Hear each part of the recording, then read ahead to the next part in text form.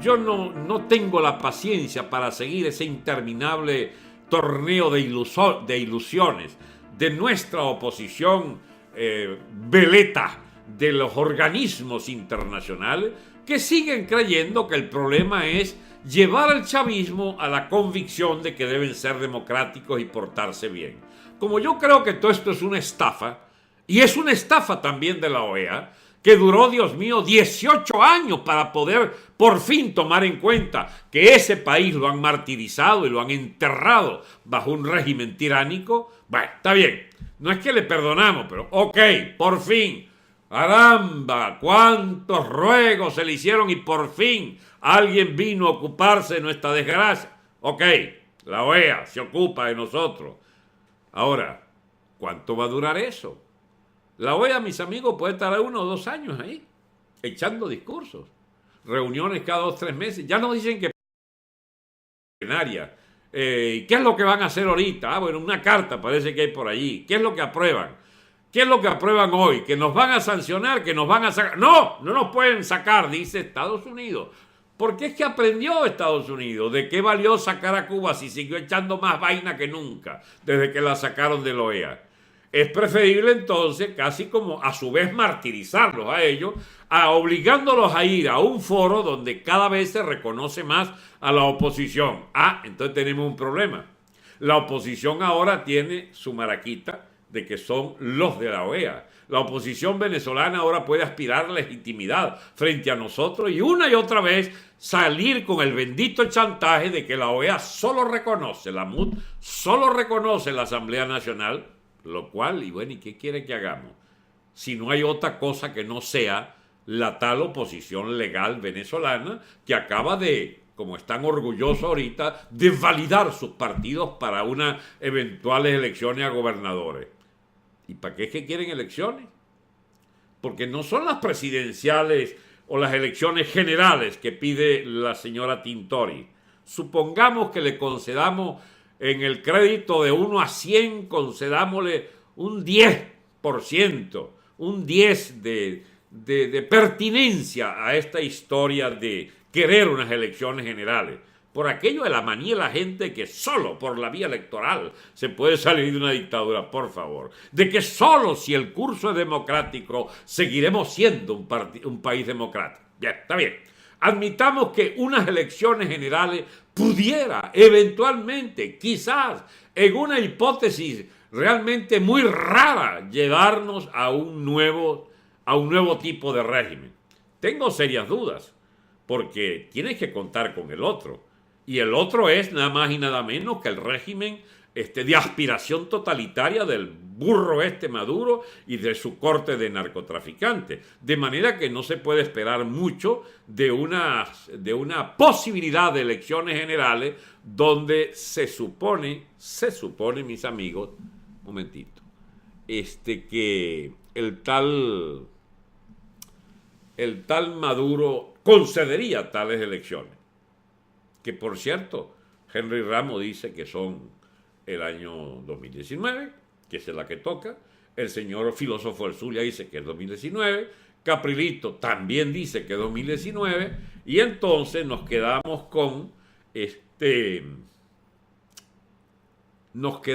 con la mejor oferta, la de la señora Tintori, que tiene que haber elecciones este año. Muy bien, acompañemos a la Tintori. Deben haber elecciones generales este año. Ajá, ¿y cómo se obtiene?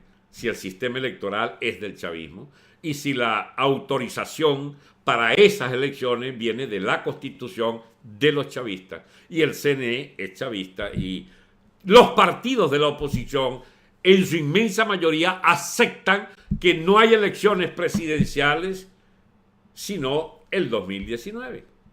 Ah, que las quieren antes. Ah, pero no quieren pelear por eso. No quieren pelear por eso. Supónganse ustedes que esa hubiera sido la lucha de, por ejemplo, en febrero del año pasado, cuando estábamos tumbados, según la confesión de Mario Silva. Bueno, en esa confesión de Mario Silva estábamos tumbados, pudo haber espacio para imponer unas elecciones generales. O en septiembre 1 millón de personas exigiendo elecciones generales y mantener esa consigna y 2 millones al mes siguiente elecciones generales, quizás, bueno, la situación hubiera cambiado. Y lo de aquello famoso de calle, calle, calle, con la consigna de 1 millón de personas pidiendo elecciones generales, hubiera sido mucho más eficiente que esta imploradera, que esta lloradera por la Carta Democrática de la OEA. La OEA puede ahora, por fin, hacer caso a las aspiraciones del gobierno venezolano. Ajá, pero ¿cómo hace la OEA para imponer elecciones? Tiene que obligar a Maduro a hacer esas elecciones. ¿Y cómo lo obliga? Entonces empieza lo bueno. ¿Qué va a hacer la OEA? ¿Va a amenazar con sanciones? ¿Cuáles sanciones?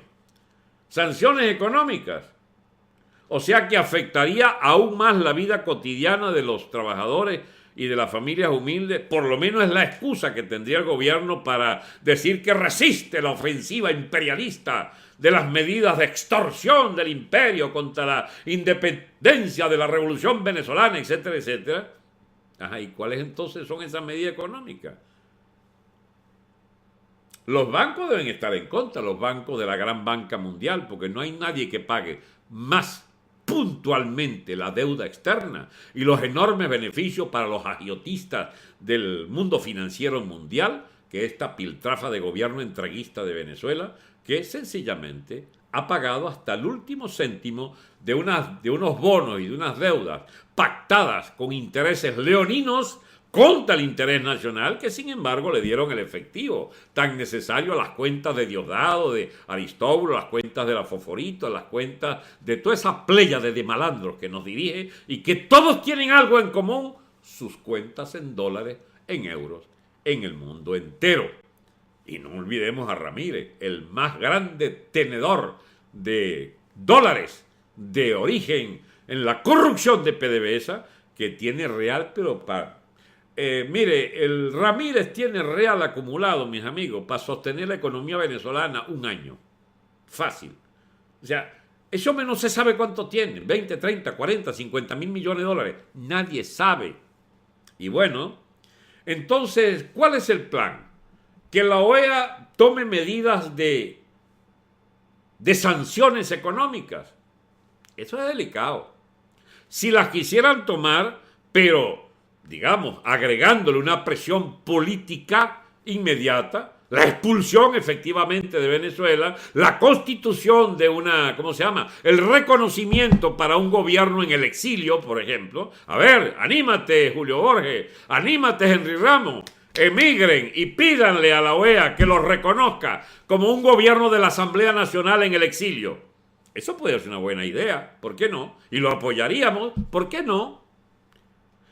La Asamblea Nacional fue lo último que tuvo algún nivel de legitimidad en el Estado venezolano. El gobierno se niega a admitirlo, no lo reconoce y ahora les quitó el escasísimo, ¿cómo se llama?, margen de legalidad que tenían, que era la tal, ¿cómo se llama?, inmunidad parlamentaria. No les da la gana de reconocerlo y entonces ahora estamos ante el problema de que esa última tribunita que tenía la oposición venezolana la han perdido, pero a ellos no les preocupa mucho. Yo no los veo preocupados. Los veo maniáticamente dispuestos a esperar que pase ese invierno, digamos, de atropellos del gobierno, con la excusa de que ellos están asistidos por la OEA para mostrarse, bueno, como los mártires de la democracia venezolana, los que aspirarán las gobernaciones de Estado. ¿Y para qué es que quieren gobernaciones? Para administrar las miserias de un presupuesto regateado como le hicieron a Ledesma o como le han hecho a los estados que, ¿cómo se llama?, que les dan la victoria pero no le dan los reales para funcionar y le montan al lado un pillastre, un protector un protector como si fuera, digamos, una especie de contragobierno del propio chavismo en esa entidad determinada. Jagua es el protector de Miranda todavía, creo que sí. Bien, ay, mis amigos, esta es una discusión de nunca terminar, porque tenemos que ir siempre al origen del problema. El origen de estos problemas de hoy, en lo que al régimen político atañe, vienen de toda la práctica de Chávez durante 14 años. Y estos 4, ya 4 de Maduro, 3,5, 4 de Maduro, es la repetición, ampliación y mayor gangrena de todo el tramado que dejó Chávez. Eso lo sabemos, me van a decir. Sí, pero es que usted tendría que empezar a descubrir la sutileza de lo que era ser gobernado por Chávez o el de ser gobernado por los hijos de Chávez. Como dijera ese gran pensador, ese cerebro privilegiado de Venezuela llamado Diosdado Cabello, usted no sabe lo loco que podemos ser ahora que ya no está Chávez, que era el único que paraba nuestras locuras. Bueno, la primera locura la hicieron a los 2 meses. ¿Qué a los 2 meses? Según ellos estaba vivo todavía. Estaba vivo todavía. O me estoy traspapelando en los tiempos. Las elecciones, las elecciones para gobernadores.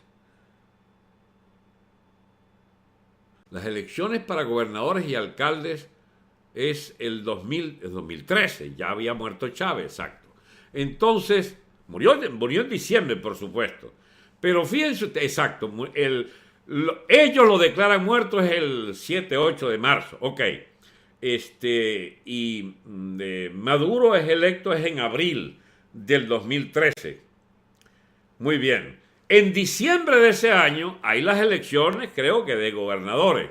¿Y qué hacen estos locos sin Chávez ya? Raspan a las gobernaciones de la oposición en toda Venezuela. Se fue el audio, dice Aurora. Lo lamento, Aurora.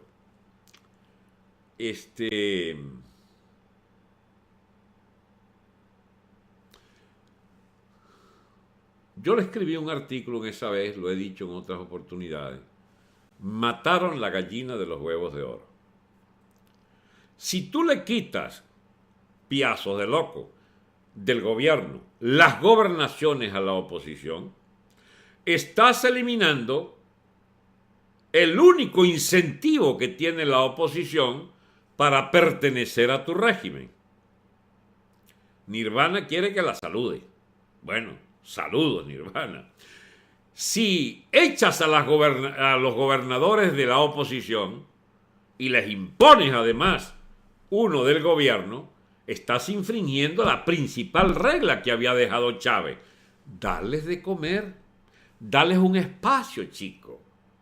Porque ellos, una vez que tienen ese espacio, una vez que ellos comen y sus clientelas pueden estar allí, acompañándolos en la ilusión tonta de que pertenecen a una élite gobernante, así sea disminuida, así sea zarrapastrosa, bueno, esa élite va a ser tu aliada. Eso es lo que decía Chávez.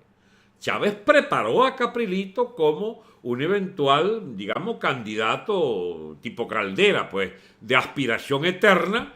Caramba. Y mire, le iba muy bien con Caprilito. Recuerden que Caprilito tiene una historia muy larga, que data del primer día del gobierno de Chávez. Chávez llega al poder el 2 de marzo. Y el 23 de enero, 8 días antes, ya estaba Caprilito trabajando para Chávez desde la presidencia de la Cámara de Diputados. ¿Cómo trabajaba? Bueno, él ni sabía cómo, pero él daba así como un alocadito, ¿entiendes? Iba, caramba, tratando de entender algo de lo que estaba dirigiendo, pero siempre fiel al pacto que ya había subrepticio entre los dirigentes oficiales de la oposición y el gobierno chavista, donde lo fundamental era no estorbar la instalación del poder chavista, primera tesis. Segunda tesis, subordinarle todos los poderes de Estado, empezando por la Corte Suprema de Justicia, obtener o darle o asignarle su constituyente, que rápidamente se le abre espacio para la constituyente de Chávez, y sobre todo, ni por el cipote alterar con una aspiración desmedida que, bueno, le tocaba al chavismo y al nuevo partido MBR asumir la conducción de la República. Y Chávez hace concesiones. ¿Las concesiones cuáles son? Bueno, mantiene el gabinete económico de Caldera, chicos. Mientras él pensaba qué hacer, porque ese no tenía ni idea de qué era lo que iba a hacer como sistema político, bueno, como sistema económico social.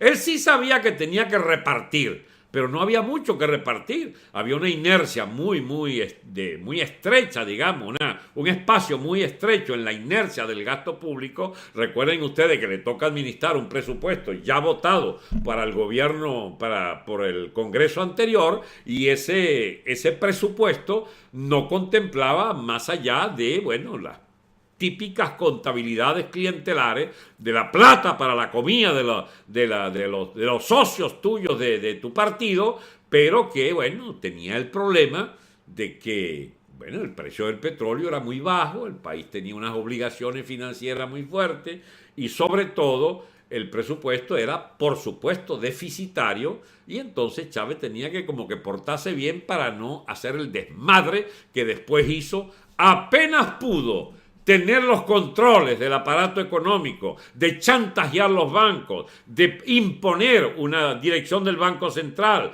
y sobre todo de empezar la rochela de un gasto desmedido por el incremento de los precios petroleros. Me estoy comiendo un año y medio, porque al mismo tiempo fue un año y medio de grandes conflictos políticos, donde Fede Cámaras y los sindicatos de la CTV pugnaban por no dejarse desalojar del reparto del ingreso nacional. Y Chávez, que venía con sus huestes más o menos hambrientas de politiqueros de cuarta categoría, de oportunistas y de, ¿cómo se llama?, de lambucios de quinta categoría, que tenían hambre atrasada y querían ponerle la mano, o en el póngame de donde haya, pero en el mejor de los sentidos históricamente visto.